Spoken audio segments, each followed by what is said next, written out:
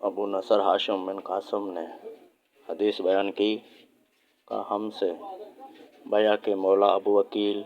یحییٰ بن متوکل نے حدیث بیان کی کہ میں قاسم بن عبید اللہ بن عبداللہ بن عمر جن کی والدہ ام عبداللہ بنت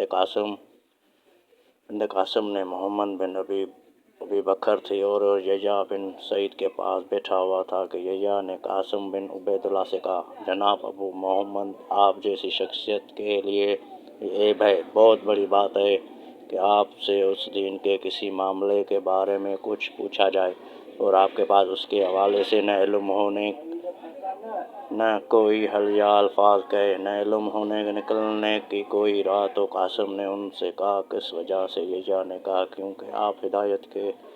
دو اماموں ابو بکر اور عمر رضی اللہ عنہما کے فرزند ہیں۔ کہا قاسم اس سے کہنے لگے، جس شخص کو اللہ کی طرف سے عقل ملی ہو، اس کے نزدیک اس سے بھی بدتر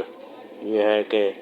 میں علم کے بغیر کچھ کہہ دوں یا اس سے روایت کروں جو سکا نہ ہو۔ یہ سن کر یحییٰ خاموش ہو گئے